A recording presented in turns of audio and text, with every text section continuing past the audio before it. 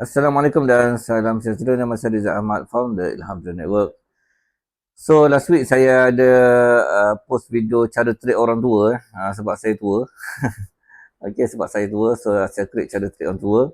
Okey, dan saya terangkan menggunakan flip and go strategi, iaitu tentang support dan resistance ya. Maksudnya apabila price break resistance to become to support, kita buy pada support.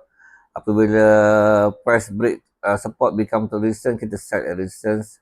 Itu berkenaan tentang support and resistance. Okey, tapi bukan harga bergerak, bukan digerakkan oleh support resistance sebenarnya ya.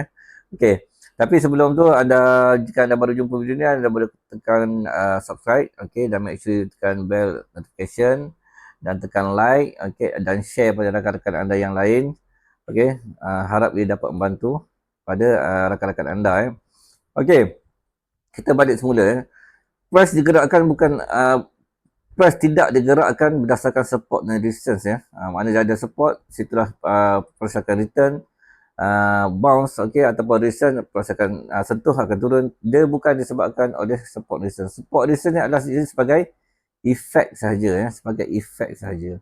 Okey, apa yang menggerakkan price sebenarnya? Okey, apa yang menggerakkan price ialah supply and demand yang wujud dalam resistance ataupun wujud dalam support.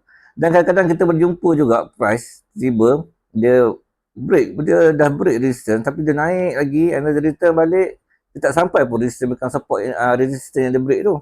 Resistance tidak menjadi support pun. Tapi dia tak sampai support tu, dia akan terus naik ke atas. Okey. Jadi sebenarnya price ni digerakkan oleh supply and demand. Nanti saya akan tunjuk dalam chart yang kalau macam sebelum ni tengok dalam cara trade orang tua tu ada yang dia return tu saya tak tunjuk sebab dia tak kena pada support atau resistance become support atau support become resistance. Okay, bukan kadang-kadang sebenarnya price ni digerakkan oleh supply and demand Okay, nanti saya akan tunjuk kat chat kat mana yang saya kata dia tak ada support become resistance pun, dia tak ada support resistance become support pun, tapi dia boleh buat return balik. Kenapa dia berhenti kat situ return balik? Okay, itu adalah supply and demand. Okay, sekarang kita akan pergi pada chart untuk saya terangkan yang price ni bukanlah digerakkan oleh support resistance tapi ia digerakkan oleh supply demand. Okey, sekarang kita akan pergi pada chart ya. Okey, kita lihat pada contoh GJ kat sini GJ time frame 4 hour. Okey, kalau tengok ini resistance. It's not resistance.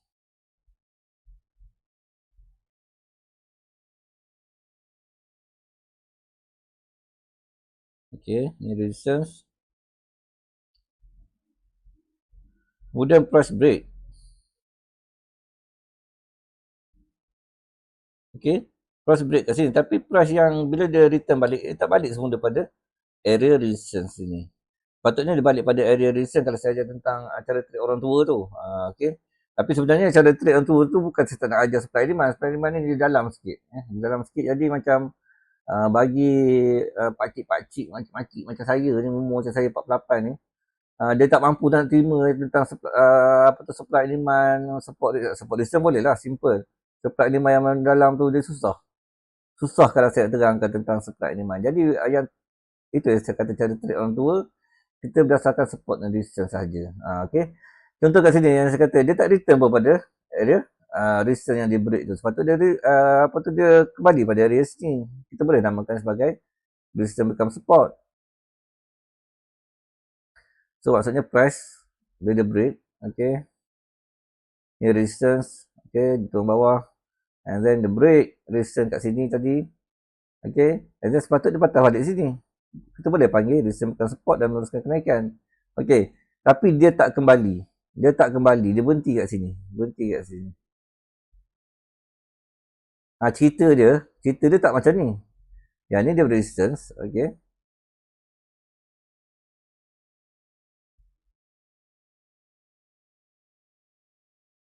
Okay, resistance, dia break, dia turn balik, kita panggil resistance become support. Okay, nanti saya akan ceritakan kenapa dia buat return kat sini, tapi saya nak dekat sini dulu, okay. So, kalau kita tengok kat sini ini bagi ada soalan daripada penonton di YouTube Dia tanya saya, boleh tak ajar cara untuk entity selepas breakout. Itu saya kata, dia, kalau entity selepas breakout ni dia macam dia banyaklah cara dia. Contoh macam you boleh pakai support system macam cara trade orang tua, ataupun kalau you dah advance tentang supply demand, you boleh trade menggunakan supply demand. Okey, ni saya cerita tentang supply demand saja. Mana support system bukanlah tempat untuk dia menggerakkan harga ya. Contoh kat sini lah. Kenapa dia berhenti kat sini dan terus naik? Kenapa tak berhenti dekat support ni? Resistance ni. Kenapa dia tak berhenti kat resistance dan naik? Boleh kita panggil dia resistance bukan support. Okay, tapi dia berhenti kat sini. Okey. So kalau macam you dah tahu, you nak tahu dia berhenti sebab apa, you kalau you pandai supply demand, you boleh contoh you mark kat sini Saya mark kat sini. Tempat price harga berhenti. Okey. Price harga berhenti. Tapi ni sebenarnya 4 hour. 4 hour ni kalau you nak mark support resistance pun boleh, tapi berdasarkan shadow. Tapi saya tak nak cerita pasal shadow ni, kadang orang tak nampak pun.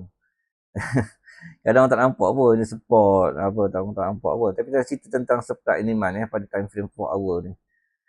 Okey, nanti kalau kita tukar 1 hour, okey, kita tukar 1 hour.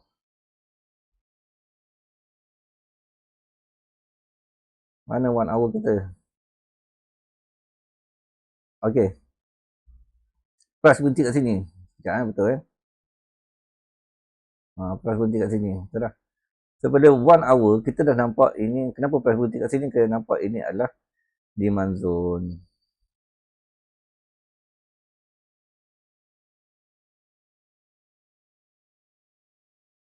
Okey. Mana bila demand zone ni adalah buyer, banyak buyer daripada big trader kumpul kat sini. Ini adalah demand zone. So bila price masuk reject, price masuk reject. Kalau you nak sharp lagi sebenarnya, biasa saya akan tukar pada M30 lah. M30 biasa. Okay. Okay, tukar pada M30. Okay, kenapa dia break, dia berhenti kat sini? Nanti kita boleh kecilkan demand zone ni jadi kat sini. Ini adalah demand zone.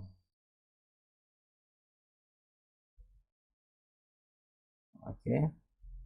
Demand zone pada M30. Okay, kalau tengok sejarah demand zone pada M30 ni, ni demand zone, bila price masuk demand zone reject price ni masuk reject, masuk ini adalah demand zone. Alright, saya kecil buat sharp sikit, tak apa, sharp pun tak apa. So ini adalah demand zone. So kenapa price masuk dia buat reject, price masuk reject adalah berdasarkan demand zone, bukan berdasarkan support dan distance. Tapi kalau pada M30 ni you nak tarik, ini adalah support, boleh, tak masalah. Support tak ada masalah pun sebenarnya. Tak ada saya kata melarang. Sebab support dan distance pun pada supply di mana dia wujud support distance. So this one is support. So price masuk support, reject. Price masuk support, reject. Price masuk support, reject. Kita boleh tengok kat macam tu. Tapi kadang-kadang bila you dah buka 4 hour ni tak nampak apa-apa pun. You tak nampak apa-apa pun yang berlaku sebenarnya. Mana dia? Okay, bila you buka 4 hour tak nampak pun support resistance kat sini. Tapi support tadi kat sini. Okay, kalau 4 hour. Kalau 1 hour tadi nampak tak? 1 hour kita nampak kat sini. Nampak kat sini.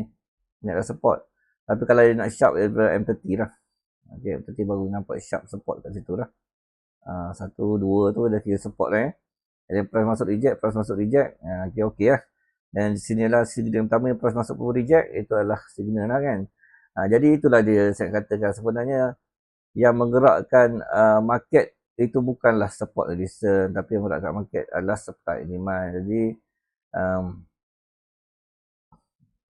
saya sambung sikit kat sini So kita akan tahulah kenapa price ni buat reject kat sini. Kenapa tak reject kat sini? Sebab dia wujud demand dekat area M30 dan support pada area M30. Itu saya tandakan garis ni. Garis ni untuk you tahulah. Tapi kalau macam saya yang biasa ni, saya akan tarik Fibo. Okey, saya tarik Fibo. Fibo ni adalah anggaran di mana support resistance yang mungkin akan wujud. Contoh ini resistance, okey. So itu adalah anggaran saja, ini support. Okey, jadi bila dekat area sini, okey saya akan check lah macam contoh kat sini ada tak supply zone. Contohnya ada supply zone. Saya akan masuk juga supply zone sebab dia resistance kat sini. Okey. And then saya akan check lah dekat area-area di antara 0 hingga 1% ni. Okey, saya akan pergi dah dekat H1. Apa ada? Oh, ada dekat ada demand zone. Kena mark lah demand zone tapi biasa tak pergi. Saya tak pergi dekat H1. Kadang-kadang je. So bila M30 ni kita boleh nampak clear sangat lah dia punya demand zone ni. Tanda je lah. Bila tanda pun sebenarnya okey, bila tanda pun bila price reject tu dah nampak gambaran. Okey, mungkin price reject berdasarkan demand. Tapi kita relax dulu. Relax tapi bila dia reject, dia buat kata orang ini sebagai hammer, okey, kita boleh masuk dalam position kat sini. Pada close harga kita stick kat sini. You kena stop loss, ambil beberapa pip saja di bawah demand zone ataupun ambil pada area 0.18 ni pun dah cukup. Okey, dan TP you ambil dah 1 to 2 pun dah cukup sebenarnya. Itu adalah tentang support resistance, tentang supply demand yang wujud apabila breakout dia tak break pada support resistance ni. Okey, contoh kat bawah yang tadi saya kata, nanti saya cerita kat bawah ni kan. Okey. Okey, ini resistance, asal resistance. Okey, and then dia break kat sini. So dia return balik pada support, menjadi support. So kita bagi kita resistance become support. Okey, resistance become support. Tapi kenapa dia lebih? Kenapa dia lebih ni? Aku tak nak yang lebih-lebih ni. Okey, bagi supply demand dia tahu dia tahu. Okey, ni ada support sebenarnya ini adalah demand zone. Pada H4 ni dah jelas nampak demand zone. Okey.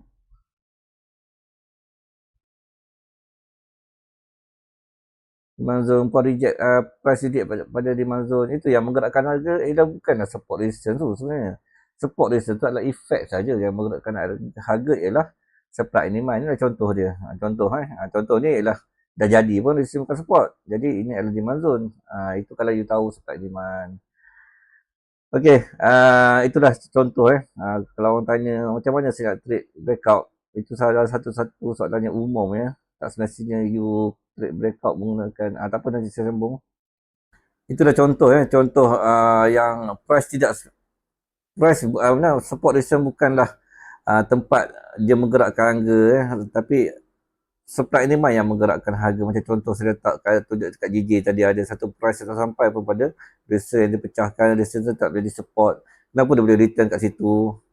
Tak ada apa-apa signal. Sebenarnya dia ada signal.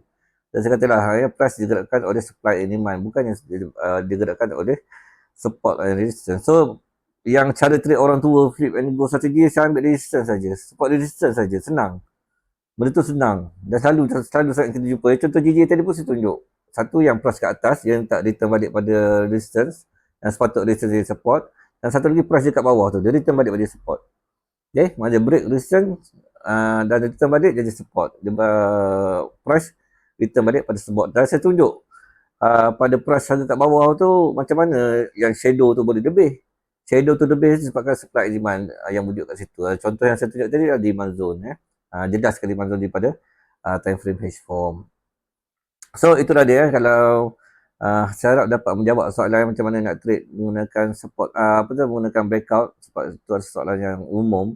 Okey, kalau you pandai support resistance, pandai supply demand, itulah satu kata orang confirmation yang boleh you tambah dalam you punya trading.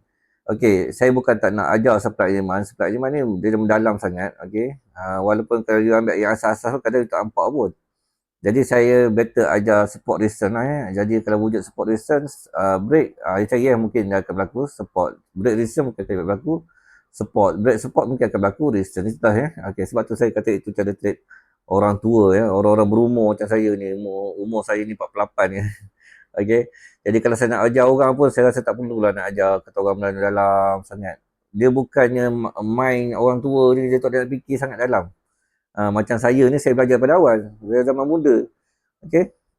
So itulah dia. Saya harap dapat menjawab soalan bagaimana cara nak trade breakout, nak entry ketika breakout. Itu kalau saya sarankan pada orang baru, you gunakan flip and go strategi ataupun cara trade orang tua yang nanti saya akan letakkan video pada penghujung video ni. Okay, dan itulah saya sarankan you gunakan support resistance lah. Bagi orang baru saya sarankan you guna support resistance. Kadang you tak jumpa pun tempat you nak entry, tapi kebiasaannya you jumpa lah tempat you nak entry. Okay, maksudnya support bukan resistance, bukan support. So itu saja, saya harap dapat jawab soalan pada apa tu WhatsApp yang saya dapat dia sebagai, mungkin dia daripada penonton YouTube channel saya. Dan jika anda ada soalan apa, sebenarnya anda boleh WhatsApp saya kalau you jumpa di YouTube ni, you pergi pada saya punya channel and you klik kat atas tu ada link. Okay, banyak link lah kat situ, tapi you klik pada link 3. You klik pada link 3, dekat situ ada WhatsApp. So you boleh klik WhatsApp kat situ, you boleh WhatsApp saya nak tanya apa-apa soalan. So itu saja untuk penerangan tentang cara trade breakout strategi. Okay, itu saja. Assalamualaikum dan salam sejahtera.